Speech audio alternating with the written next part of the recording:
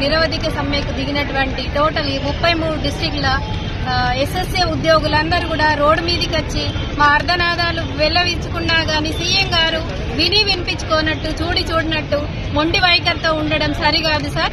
మీరిచ్చిన హామీనే మేము అడుగుతున్నాం, వేరేదేమో అడగట్లేదు. గొంతెమ్మ కోరికలు కావు, మేము అడిగేది న్యాయమైన డిమాండ్. గత 20 సంవత్సరాలుగా దీంట్లో పనిచేస్తున్నటువంటి వాళ్ళం ఉన్నాము.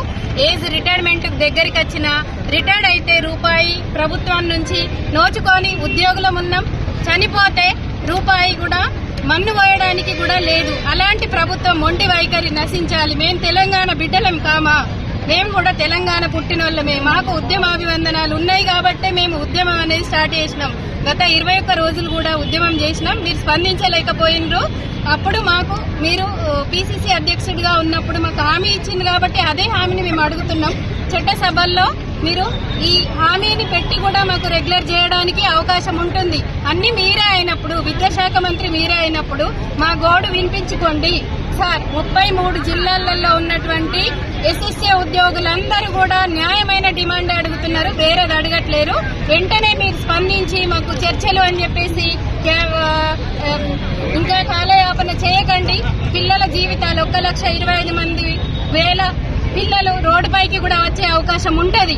కాబట్టి వాళ్ళని మేము సున్నితంగా మేము ఇక్కడ ధర్నాలో ఉంటూ కూడా వాళ్ళని కాపాడుతున్నాము. అంటే ఆ పిల్లలు ఉన్నారు కాబట్టి ఈరోజు మాకు భవిష్యత్తు ఉంది. కాబట్టి మేము పిల్లలకి ఎలాంటి అన్యాయం చేయకుండా మేము ధర్నాకి వచ్చినామంటేనే మీరు ఆలోచించుకోవాలి. ఇది శాంతియుతంగా చేస్తున్నాం. మీరిచ్చిన హామీని పట్టుకొని మేము చేస్తున్నాము. గత ప్రభుత్వం కూడా 10 సంవత్సరాలు మాతో కాలయాపన చేసింది.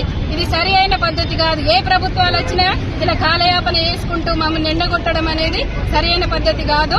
ఈ నిత్యావసర ధరలు పెరుగుతున్నట్టుగానే అందరికీ ఎలా అయితే జీతం పెంచుతున్నారో మాకు కూడా సరి అయిన సమాన పే స్కేల్ ఇచ్చేసి, అప్పటి వరకు మీకు ఏదన్నా ఆర్థిక భారం ఉంటే పే స్కేల్ ఇవ్వండి. పే స్కేల్ ఇచ్చేసి తర్వాత ఏ రోజు వరకు జీవో తీసుకొస్తారో ఒక నిర్ణయం చేసి ఒక కాపీ రూపంలో మాకు ఇవ్వండి. మేము అడిగేది న్యాయమైన డిమాండ్ కాబట్టి మీరు కూడా అన్నీ తెలుసు, మీ సమగ్ర శిక్ష యొక్క బాధలన్నీ తెలుసు అన్నారు. తెలిసిన వాళ్ళు ఎందుకు స్పందించట్లేదు అని మేము 33 జిల్లాల ఎస్ఎస్ఏ ఉద్యోగుల మీడియా ముఖంగా అడుగుతున్నాం. మా ఆర్తనాదాలు వినిపించుకోండి సార్. ఎస్ఎస్ఏ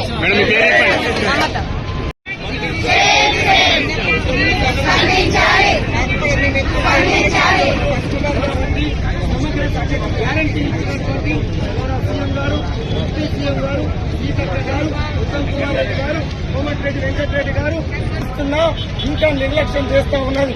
ఇప్పటికే ప్రాణాలు పోతా ఉన్నాయి.